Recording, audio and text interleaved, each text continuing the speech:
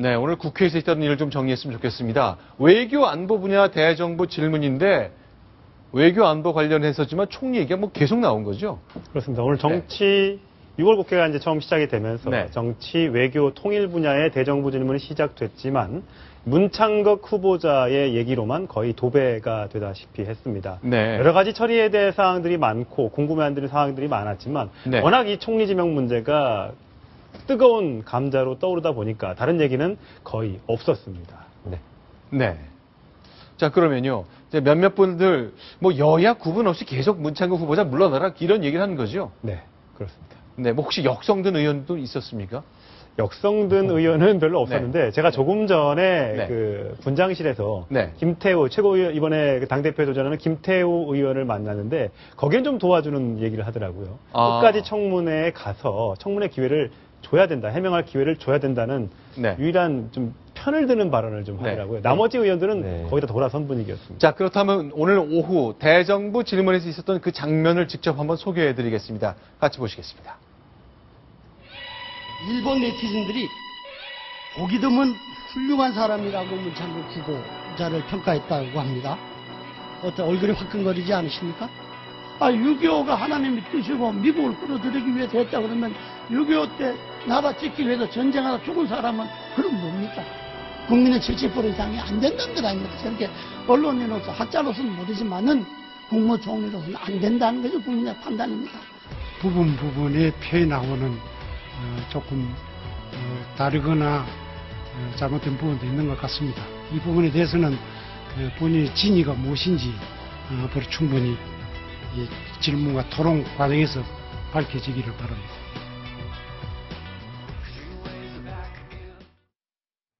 네, 특히 이재호 의원의 질타 눈에 띄는데 국민이 70%가 아니라 하지 않느냐, 그렇죠? 네, 글쎄요. 이재호 의원 생각에는 더 이상 우리가 참을 수 없는 국회의원들 사이에서도 참을 수 없다는 공감대가 형성됐다는 얘기를 하고 있는 거고요. 그리고 실제로 그 국민의 3분의 2가 그렇다고 하는 거는 그냥 이재호 의원의 생각만이 아니고 그 직후에 즉 문창극 후보의 여러 문제점이 드러난 직후에 여론조사를 해본 결과 약 65.6%가 이거는 문제가 많은 사람이니까 사퇴해야 된다라고 했고 개인적인 발언이므로 문제가 안 된다는 의견은 21.9%로 나타났습니다. 그러니까 이런 측면에서 3분의 2라는 발언이 나온 것 같습니다. 자, 지금 이 장면은 뭔가요? 오늘 민주당이 새정치민주연합이 국회 내에서 뭔가 항의 시위를 하는 건 모습인 것 같네요. 네, 피켓 시위가 벌어지고 있고요. 새정치민주연합 문재인 의원의 모습도 보이죠.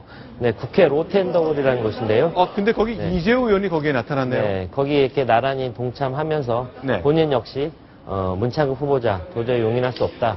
그런 생각을 온몸으로 웅변하고 있는 모습입니다. 새누리당 이재호 의원의 등장에 야당 의원들이 저렇게 반가워할 수가 없네요. 그건 만만치 보여요. 그러니까 피켓 시위를 새정치민주연합 의원들이 하고 있는데 이재호 의원이 지나간 겁니다. 그 앞을. 그랬더니 이제 야당 의원들이 소신대로 동참하십시오라고 얘기를 했던 거죠. 그러니까 이재호 의원이 불쑥 들어가서 사진도 찍고 피켓도 들고 그리고 같이 시위에 동참을 해주는 바람에 여당 의원들은 사실 머쓱했습니다. 지나가던 이완구 원내대표라든지 황우여 새누리당 전 대표 같은 경우는 이거 악수를 좀 새정치민주연합 야당 의원들이 청하니까 악수를 하면 좀 이상해집니다. 그냥 지나갔거든요. 이재호 의원만 유독 안에서 시위를 야당 의원들과 같이 했습니다. 제가 저 타이밍에 좀 질문 하나 드릴게요. 이재호 의원이 그동안 이제 박근혜 대통령 출범한 이후에 정부 출범 이후에 입 바른 소리를 굉장히 많이 했는데 피할 수 없는 질문이 하나 있습니다.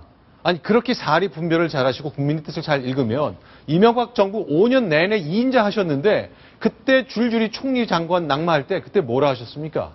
라는 질문에 답하는 게 있습니까?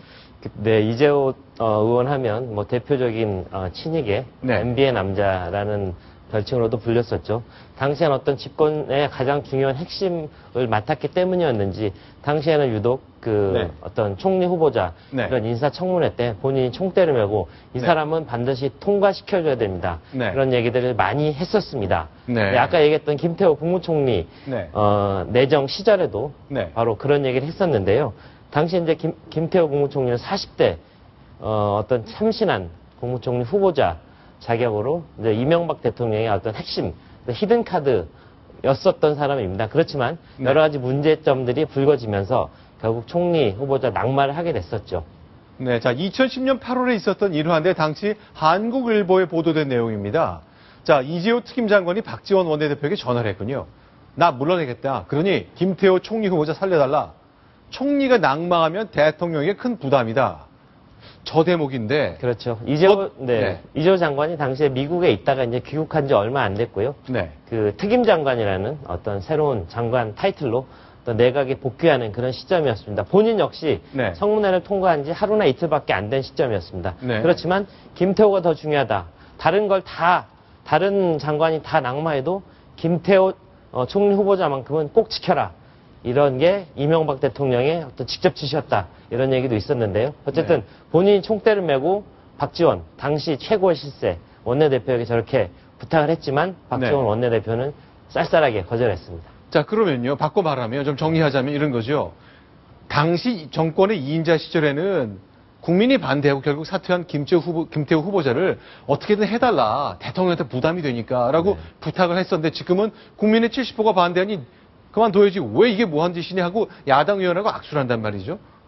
국정의 한 축이었을 때와 지금은 어떤 비주류로서 어떤 박근혜 정부의 쓴소리를 하는 입장에서 어떤 정반대 두 가지 이중잣대로 보여주는 모습이라고도 평가할 수 있을 것 같습니다. 자, 그러면 이재호 의원이 직접 어떤 설명을 내놓은지 들어봐야 되겠네요. 한번 같이 보시겠습니다. 저 장관께서 요즘 드라마 정도 좀 보시죠. 정도 좀 보면 어저때나 조선시대 때도 신하들이 지금 국무위원들이 해당되는 신하들이 왕이 제대로 안 하면 돗자리 깔잖아요. 돗자리 깔고 간합해달라고 동조해달라고 그러잖아요. 지금은 고려시대나 조선시대의 관료들만큼도 패기가 없는 거예요. 잘못은 가서 돗자리 까세요. 법무장관이 저다음에 돗자리 깔고 이거 안 됩니다라고 말을 하세요. 자, 돗자리 깔아라. 그리고 대통령한테 얘기하라. 직언하라. 이런 주문이네요. 그동안 계속 이재호 의원이 그 총리 후보자 관련해서 어차피 안 될 일이다. 고집 부릴 일이 아니다. 청와대 포기해라. 그리고 당을 또 종 부리듯이 하는 거는 정말 적폐다. 이거 없애야 된다. 당이 정치의 중심이 된다면서 계속해서 쓴소리를 그 청와대를 향해서 쏟아 부었었거든요. 아마 오늘의 발언도 그 일환으로 볼 수 있겠습니다. 자, 오늘 국회 상황, 대정부 2월 임시국회 시작된 첫날 대정부 질문이 있었습니다만 정홍원 국무총리 곧 물러날 분이십니다만 출석을 했고요. 오랫동안 진도 팽목항에 있던 이주영 해양수산부 장관도 참석했습니다. 자, 곧 물러날 총리를 상대로 한 대정부 질문 어땠을까요? 그 현장으로 안내하겠습니다. 그만두시는 총리님과 장관님들을 제가 상대로 마지막까지 발언대에 나오셔서 제가 질의하기가 제가 좀 미안합니다. 그래서 그만두지 않는 장관님 먼저 제가 몇 말씀 묻겠습니다. 자격 미달의 신임 후보 총리 후보들 때문에 물러나시기로 돼 있는 총리를 상대로 대정부 질문을 하는 저도 참 참담합니다. 누적된 인사 실패, 불통 인사의 중심에 김기춘 비서실장이 있습니다. 이임을 앞둔 총리의 마지막 소임이라고 생각하시고 중심으로 김기춘 실장의 해임을 건의하실 생각은 없으십니까? 청와대 비서실장 인사에 대해서 물러나는 총리가 왈가왈부하는 것은 적절치 못합니다만 그런 말씀이 있었다는 것은 전달이 되도록 하겠습니다.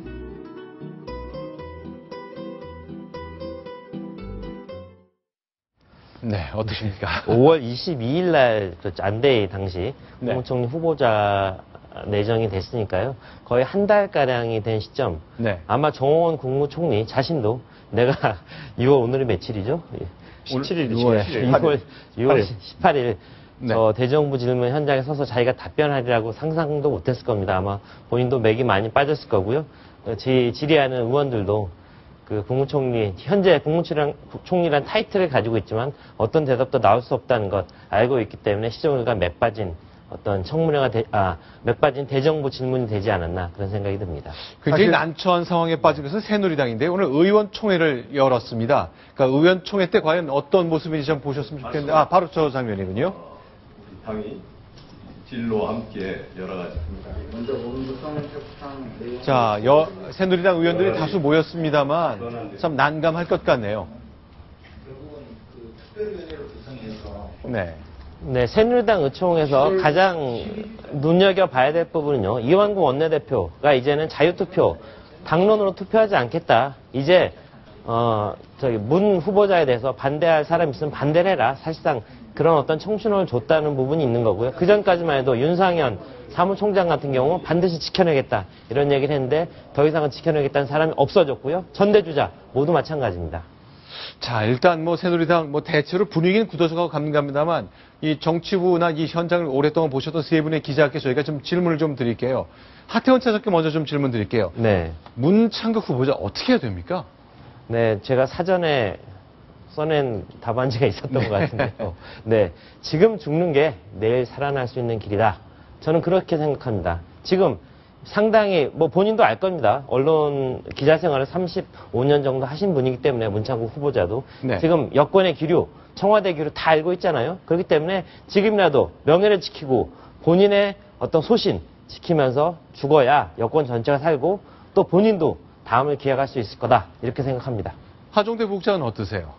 예, 저는 당장 사퇴하겠다. 네. 내가 문창극 총리 후보자라면 이렇게 네. 답변을 냈는데요. 네.